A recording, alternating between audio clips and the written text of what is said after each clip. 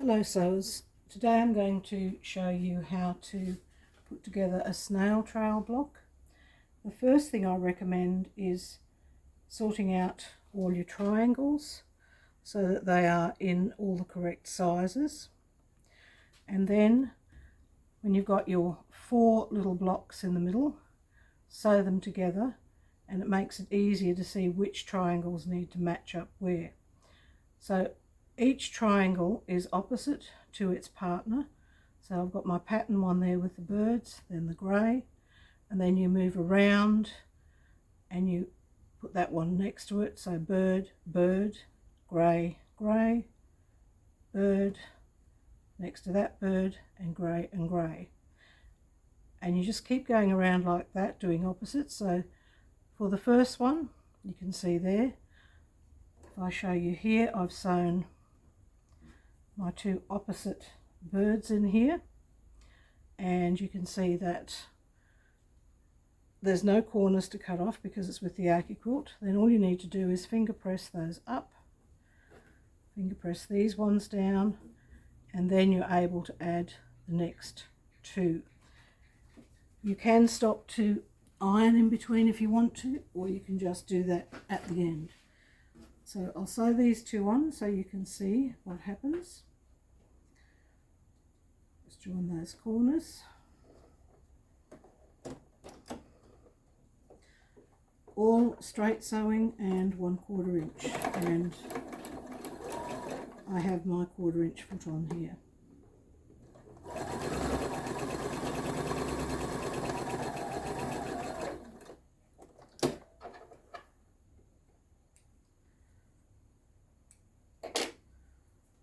So you can see there's one side on. If I finger press that, you'll be able to see that. And now I'm going to put the other side on. And each time I do it, I put my centre back down there, so I make sure I've got the right orientation. So this is my other grey, again 1/4 inch.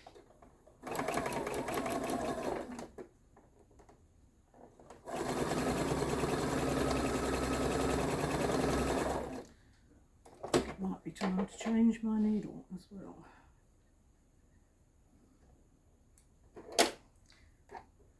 So it will look like that, and then all you do is you press it over with your fingers. You can take it to the iron if you want to.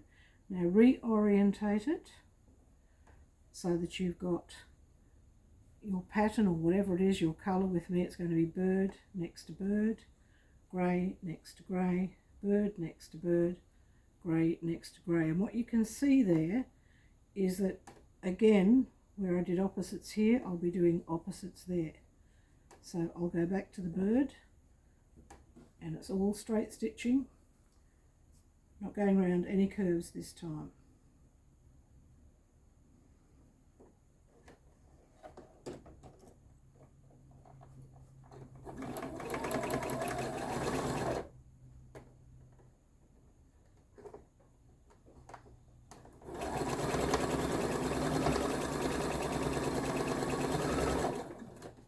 You can pin for this one if you want to, but I don't. It fits fairly well, and my only problem is sometimes, like all of us, I might stretch it a little bit. So finger press that one, and you can see I have stretched that one a bit. That's okay. Now I go to the opposite side, go to the birds again, join that one.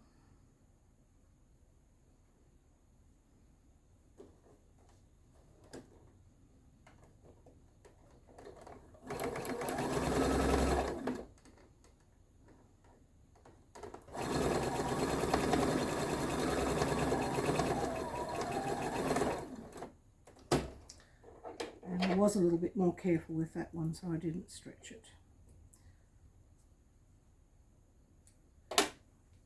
Now if you finger press those out and you make sure that you are back in the same position that you started with.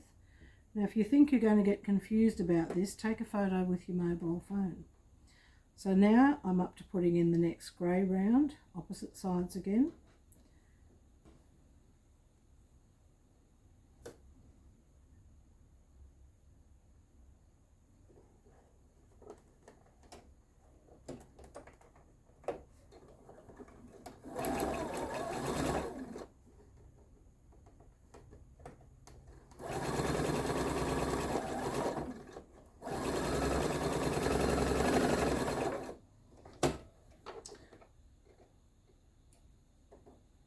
Now, because you're doing that on those sides all the time, you will have a little point that sticks up there, but I just run over that. It doesn't seem to worry things. So finger press that one out again, and you know that you're going to do the opposite side again, so in there.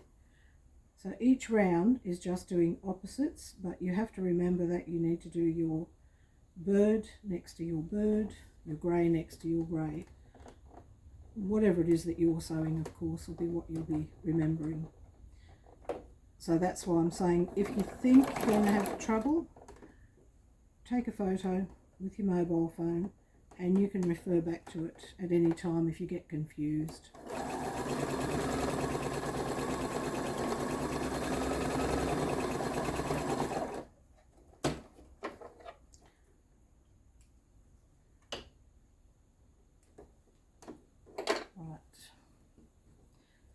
So I'll finger press this one, and then I'll recheck my orientation.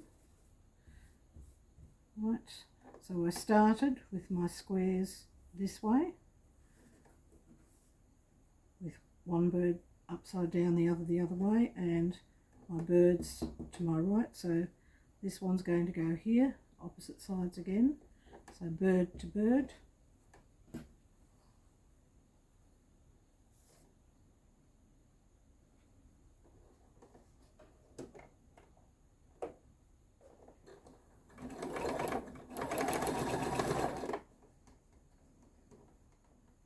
And I'm just making sure that my corners match.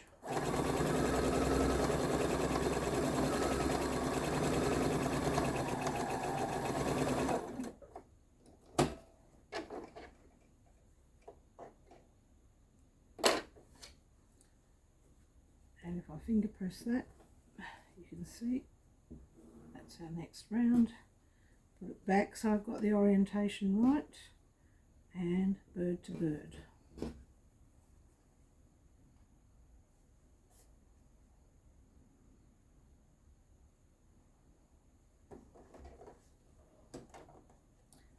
Now each round it gets a little bit bigger, so you've got a little bit more fabric to deal with, so just do a quick check as you go down that you are matching and you're not pulling your triangle too much.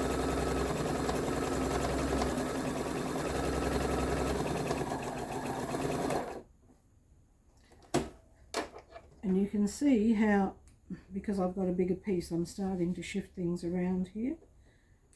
So that's one reason why taking a photo is a good idea. So finger press this one. And there's my squares in the middle. Now here's my next one. It'll be grey to grey, grey to grey, opposite sides again.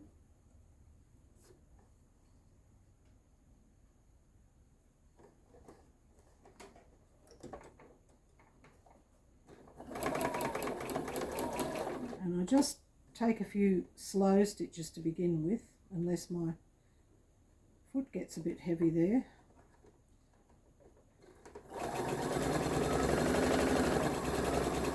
And then I line everything up before I take it through.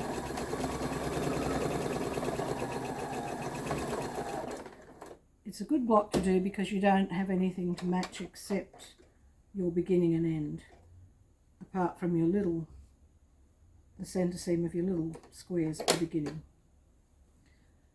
Finger press that one.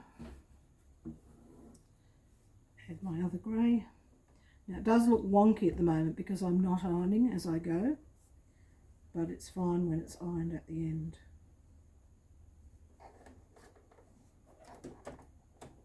Oops. Just realign my fabric there and grab my scissors.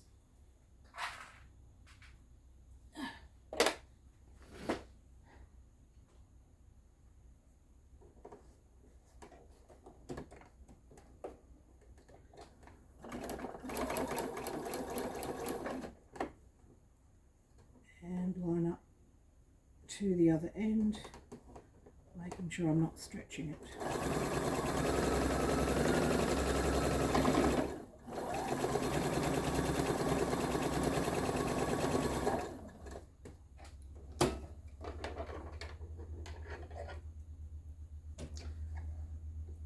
Now on the back there, I've just given myself a little bit of a twist. You don't need to unpick that. What you can do is just take out a couple of stitches. I think that's because my needle needs changing. I've been doing a lot of sewing. Just take out those couple of stitches there where it's folded over, because that's going to end up being too bulky.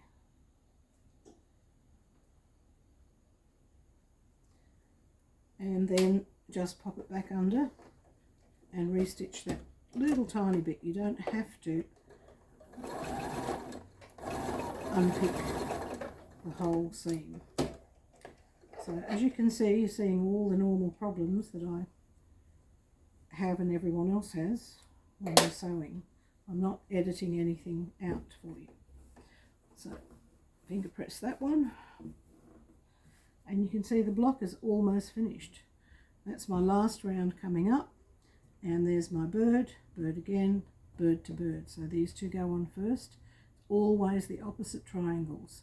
Don't try and go around like that.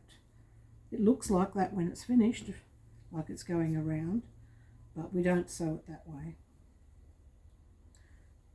Now this one's a long one, so I need to keep an eye on this one.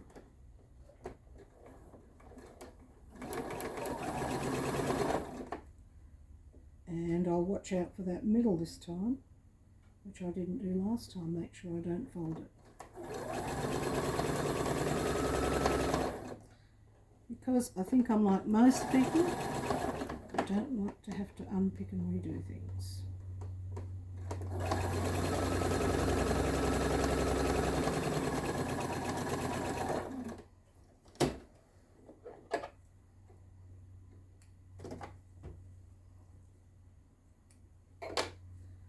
And again, we'll finger press. Let's turn it that way so I can do it a bit easier. And we're going opposite again, bird next to bird.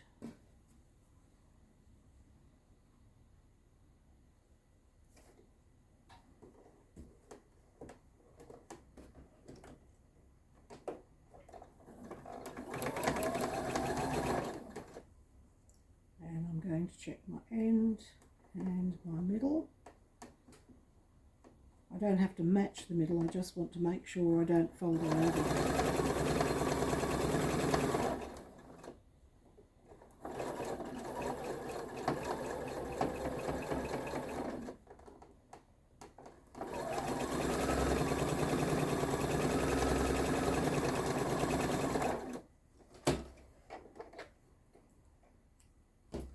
And as you can see, it's a pretty quick block. I've only got 2 more pieces to go. And you can make as many as you like and then stop and press them all. So my last 2, you can see them grey to grey, grey to grey, and opposite sides again. And each time all I'm doing is finger pressing out. There's no special seams. If you want to press the seams open, you can, but this works quite well just pressing each triangle seam out towards the triangle as you go.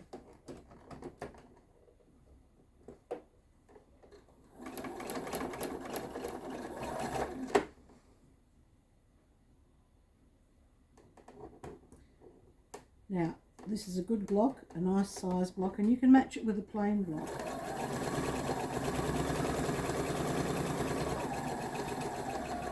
Same as any of the other blocks, you don't have to have a whole quilt with all the fancy blocks. You can put plain ones in between.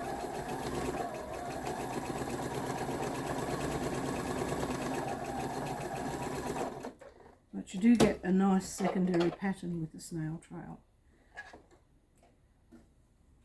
And you don't have to do only 2 colours either. You could do this one scrappy.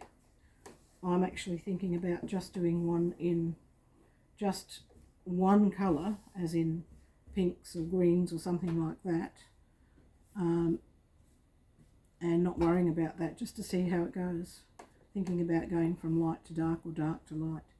So there we go. You can see there's my last triangle, and when I'm finished I'll have let's say approximately a 12.5 inch square, which will finish at 12 inches when it's sewn into a quilt or whatever it may be, pocket for a bag or placemat, we don't know. And my apologies, I definitely do need to change my needle. Right, just watching the stretch on these big triangles. Remember, if you pull them, you'll go a long way past where they need to be.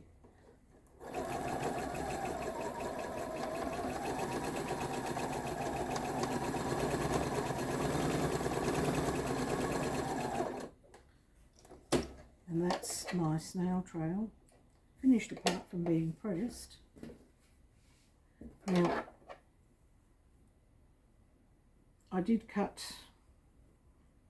I'll come back to that. I did cut a few of these and there are some pre-cut ones available in the shop, Sewer's Delight, and if you wanted to have any more you just need to let Angie know. So there it is, not pressed, sorry, but there is my snail trail. If you can turn it any way and you can follow the grey or you can follow the birds. It doesn't really matter. It's basically two halves the same put together, and then you get that swirling effect. And if you put a lot of them in a quilt, you'll see you get a continuous curve going on, even though it's not curved sewing. Thank you.